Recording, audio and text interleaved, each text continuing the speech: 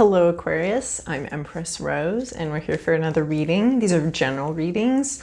It may not apply to you and probably wouldn't apply to every single Aquarius on the planet. And these cards are all pre-shuffled. I don't like to do it on camera. So let's get into your reading, okay? Oh, I've also prayed over them before we got here. All right, Aquarius. It's a message for, okay. All right. It's a message for Aquarius. Okay, I'll take one more. It's a message for Aquarius. Okay.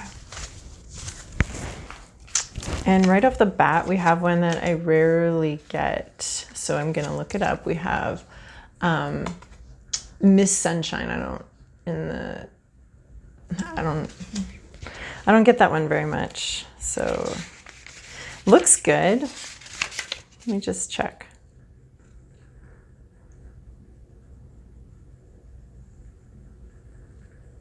All right.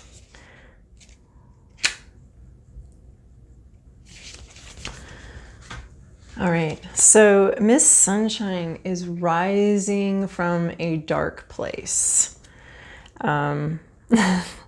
You know, obviously we have that phrase, Little Miss Sunshine, and I think it might just have a little more depth than that phrase, but we're rising. Look at, she's got this halo around her. She's coming up from a dark place full of passion, and there's a reversed house underneath her. It's like two different worlds. There's a very dark world down here with a home there, and then there's this this other building up here, and it looks like she's got some assistance. She's got balloons. We cannot see the balloons, but it's helping her to right herself.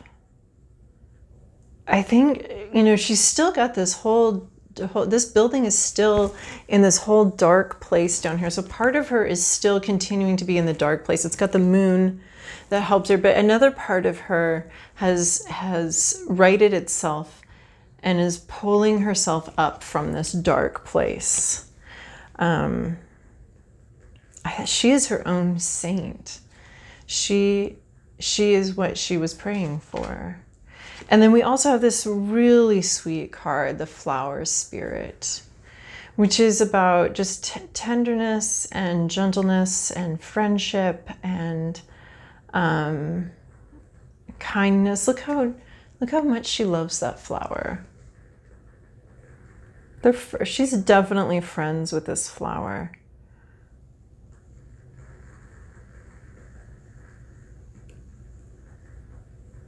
And she's got these wings. She's fluttering up. Look at this. There's this energy of rising. So she's rising with these balloons. These unseen forces are helping her to rise. We know there are balloons up there. We just can't see them. And here we've got these little gentle wings. We can barely see those. And they're keeping our little fairy up so she can whisper her secrets into this flower. And the flower is so happy to receive those secrets and to be touched in this way by this incredibly sweet little fairy. There's a lot of lightness and sweetness in those two cards. All right, let's move on to the Santa Muerte Tarot. Again, these are thoroughly shuffled and prayed over.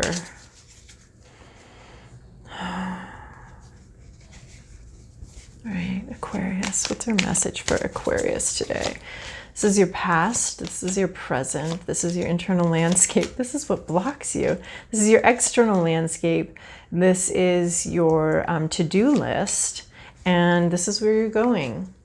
All right, I'm chuckling because the same card that Capricorn just got in the same position, two of the same cards, I very thoroughly shuffled these in between. So, and that's why, because when I get repeat cards, I want to know that it's for your message, not because I was lazy and silly, but it's actually for you. And so I'm confident that these are for you. I just think it's funny, the parallel with Capricorn. So in your recent past, you have the One of Wands. So you have this sprouting of the seed in this sort of mucky, primordial ooze, like this swamp area. We've got this inspiration. We've got these, we have got the lily pads blooming, and they're coming out of your mind. It's a fresh new idea. And this has happened in your recent past. There's been it's been difficult, but there's a little bit of magic here too. The lily pads show up from time to time here. We'll see if they show up. Yes, I see them again, grown. So you've got these bright eyes, this passion idea. Your head is filled with a passionate new idea. There's a little bit of magic. There's this muck and this darkness, and it's the muck and the darkness that the lotus flower absolutely needs in order to grow. And so the seed has been cracked open, and you're heading towards the light. You're still at the bottom here. You're heading towards the light. I love this. And so that's happened in your recent past. These new inspirations and new passions have come to you, and they're helping you to rise up above the muddy pond scum or pond floor, that stinky, gross, slimy pond floor that somehow brings these gorgeous flowers into our lives. So in your present situation, you have the Ten of Swords. So this is transforming things. This is the Ten of Swords usually depicts someone with 10 swords in their back. But this deck talks about the tens as the moment after the transformation. So the 10 swords in the back is supposed to be like, okay, that's all the swords there are. You're done. It's over. You get to move on. But in this deck, we talk about the actual moment of transformation, the butterfly, that symbol of transformation. We have these skulls here symbolizing thoughts and ideas, and we have this massive cityscape in the background made up of swords that are done, swords that have been put into the ground, slammed into the ground. We're done fighting. We're done with this. You're in the middle of a moment of transformation, a transformation of your mind, and a transformation of a battle that has worn you down and has been very difficult to deal with. So an incredibly difficult situation is in the process of being transformed. Right now, you may just see the swords, but this card is telling you these swords are turning into a city. These swords are being planted into the ground, much like the seed here, and they're ready to grow into something different. So we're into this transformation. So you are actively transforming. This seed's in the past, moving, growing, transforming. Internally, you're ready to roll. You are ready to go. You are the Knight of Wands. You have this passionate energy. We have wands here. And you just have this passionate energy. You're ready to go. You're ready to float up. Like, you feel this charge. And sometimes I feel like this guy's like, where's his army? Like, is he just like still fighting and just ready to go, even though there's no place to go, or even though he doesn't have his army anymore? He's just really loved being out there. Maybe he's got a little PTSD, or not quite willing to leave Shawshank or whatever. Is he still stuck in battle mode, or is he really looking towards the future and he's ready to charge forward? So that's something to just think about. Like, am I internally stuck in this mode where I'm just ready to charge into battle even if there isn't one? Or is this just like, I kind of get the spring fever sense of this one right now, is that we've got this, we've got our lily pad. It hasn't bloomed yet, our little lotus stem, and we're gonna charge forward. So we haven't bloomed yet, but we're so ready for that moment. Oh my gosh, we're ready. But what's blocking you is the star. So here we have more lily pads, and this is cool. Okay, so what's blocking you?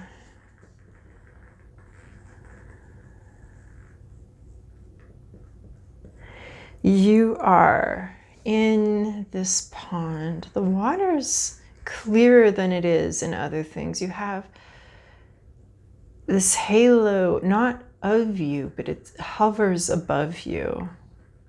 I'm going to look it up. You're touching your emotions. You're playing with the emotions. The star card is usually like, I wished upon a star and my wish came true. So what's blocking you is a wish not coming true. But you're half submerged in this deep emotional state.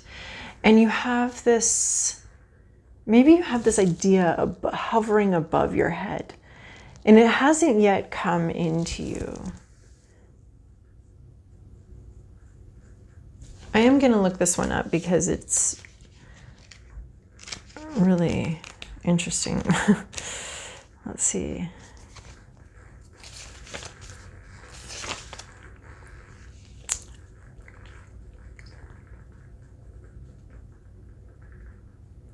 An active luminous arcana full of hope and immersed in its own environment. The star brings with it receptiveness, altruism, fertility. It's like a powerful action of irrigating the world where finally we find our place, able to reposition our energies towards positive perspectives for the future. It also pushes us at times to not choose between the two options we find in our hands that seem incompatible, but to reconcile them. Okay, so this is where we're at. It's blocking you because your charge forward that you want to do isn't aimed into the right direction. There are feelings of uncertainty, nostalgia, and some obstinacy. So I'm seeing this with this guy as a little bit of obstinacy, and you're charging not quite in the right direction. You're not pointed in the right way.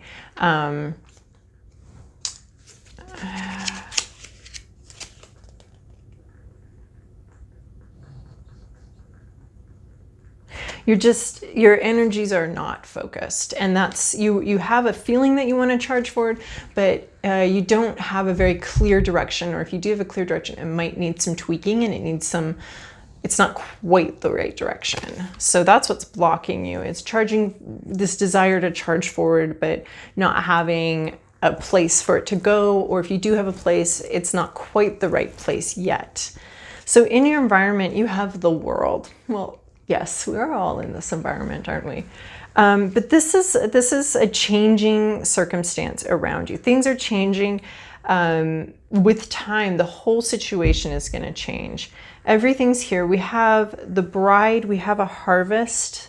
And so we have there's some unsettled energy in the world around you, and things are changing. This is a major arcana card, and so it's talking about this big shift that's going on around you.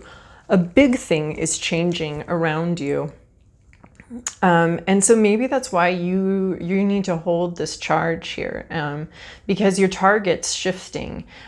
Where you're aiming to go isn't going to be the same soon. It's just shifting so much that if you charged forward right now, I'm getting this image of this person on a horse wanting to leave the corral, but the corral gate is moving constantly. And so if you were to charge right now, you just run straight into the corral fence and not through the gate. So there's a timing thing that needs to happen, and you need to sort of, when you're going to jump into the rope, you got to time it, because if you jump right now, you're going to hit a wall. So that's what I'm seeing with what's blocking you is you wanting to jump internally. What's blocking you is it's not clear where you're jumping yet. And this world thing is saying there's a rotation happening. There's a massive change happening all around you. So in your to-do list is put the sword down. You're done fighting. This is the Queen of Swords. She's fought a huge number of battles. And I feel like this just correlates so well with the Ten of Swords, with these swords being put into the ground. Done fighting. We're in this situation where it's time to put the swords on the ground. She's got it on her back. She could slash through these flowers. She could slash through a lot of things. She can fight. Hell, this woman can fight. She's been through battle after battle, but she's tired and she just wants to go home, and she wants to put She's got her sword up. She's not letting go of it. She's still got it. She can still use it if she wants, but she's so done. And she can cut out the shit. She doesn't have to deal with your shit. She doesn't want to, okay? So this is you. You need to put your sword up, put it on your back, go through, go home, go to a place of peace. You've learned what you need to learn. You've got your battle weary, your battle worn. And this is saying, yeah, but you've got it. Like, you don't need to, as a Queen of Swords, you don't need to go around having every little fight, having every little battle, fighting everything. Because you know what you're made of. You know what you've got. You know you've got it. Put the sword on your back. You don't need to hold it in your hand at the ready all the time, because you've got what you need. You're confident in your ability to handle real conflict. You're not going to play with these stupid little conflict games. In fact, you're just holding your peace. You're holding your conflict. That's in your to-do list. Just hold back your conflict. When you're confident, you don't need to engage. You can engage as minimally as possible. And people can see that you can take care of yourself. You've got your weapon and it's well used. And you carry yourself in a way that lets people know, I can handle myself and I'll handle you if you need to come at me like that. But I'm not going to find it. I'm not looking for it. And I really don't want it. But this is just saying, walk through life with the confidence of someone that doesn't need to engage anymore. So a disengagement from the battle. And then in your outcome, you have the Six of Cups. You have this incredibly emotional juggling kind of thing. You're bringing your cups to someone. You're in a courtyard. There's like a party kind of atmosphere here. You're in a city courtyard, and this has the same thing where you're coming from this dark area and you're moving forward, and there's sort of a dance to you. There's a dance vibe to you. And you're bringing your cups to a party. This is like a potluck or something, and you're bringing your emotions there. You're bringing like, look at these emotions I've gathered, and they're sort of starting to spill out and spill over. And there's a happiness here and a joining of your friends here, and a coming out of the darkness. I mean, these cards of coming out of darkness, there's a lot here of the One of Wands, of the seed cracking open, the mind cracking open and beginning to grow and beginning to seek the light up there. We have this coming out of a dark fight energy, a dark battle, and transforming it into this bright, sunny place. We have these two women that are they're moving forward. They're moving away from dark places, moving away from conflict, moving away from darkness. So this card just really sums it up. It's still there. All the darkness is still there, but you are moving away from it. And you might be moving away from it with unseen help or with seen help with these friends.